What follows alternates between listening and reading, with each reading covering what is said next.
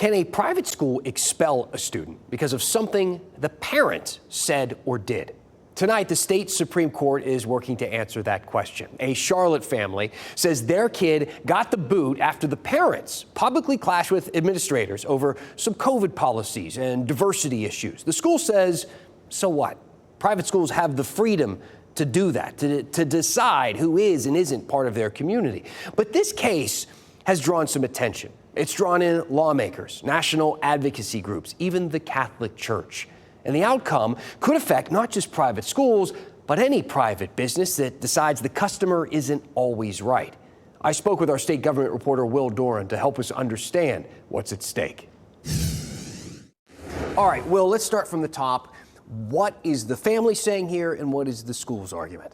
So this really all goes back to the middle of the pandemic, and the family had some complaints about the school's mask rules, but especially about things that they were doing about racial justice. Obviously, it was the middle of the Black Lives Matter movement. They felt like teachers were presenting anti-white materials in the class and that they were focusing too much on diversity in their admissions and things like that. And they said that they had concerns about what that could lead to the school down the road. They believed that the trustees of the school had wanted to hear that and had invited them to make these concerns public, but then turned around and framed some of those concerns as being racist. And when they continued making those complaints and raising those issues, then the school eventually said, we don't think this is a good fit anymore, and your children are expelled. So the family feels like they're being discriminated against, but the school is arguing, look, we're a private school, private business. We can do what we want. We can teach what we want, and we can have the people come and be students and families here at the school who we choose to. And there's plenty of precedent, I guess, that backs that up. Exactly. The school's argument was, look, courts here in North Carolina have said for over 100 years that private schools can pick and choose who they want to be in their student body, and that they have a mission, and that mission needs to be focused, and so they can choose who they want to be part of their school to focus that mission. Now, this family seems to be on a mission as well, because they're keeping this fight going despite losing at the first couple phases of the court system. Why are they continuing this process? Well, they want their day in court. They were denied a trial because the judge found that they had failed to state any valid legal claims originally. And as you said, they lost at the Court of Appeals. They're now at the Supreme Court.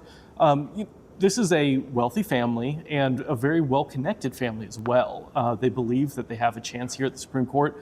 And they've given hundreds of thousands of dollars to Republican politicians in the last few years here in North Carolina, and they receive support in court from a lot of those. We've had multiple members of Congress weighing in on their behalf, plenty of state lawmakers weighing in on their behalf, groups like Moms for Liberty who are backing them up saying, look, Supreme Court, this family has been wronged. You need to let them have their day in court to make their case. But boy, that's a fine line to walk for Republicans, because many Republicans on one side, in one breath, would say, we are against woke and these sorts of things being in schools. We've heard that for a while now. And then the other is a core to the Republican belief, which is that businesses do have a right to run the business that they want to run. And we have seen those types of ideas run their way all the way up to the U.S. Supreme Court. So how are people walking that line? Yeah, it is a very thin line to try to walk, and they are trying to walk that tightrope. We saw in some of the briefs from the GOP politicians that have been weighing in saying, look, we still do believe that schools in general, private schools, should be able to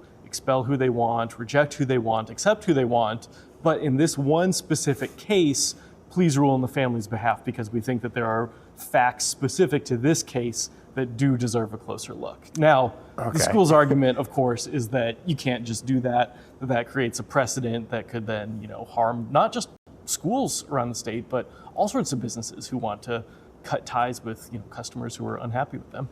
All right. Interesting. We'll see where it goes. All right, well.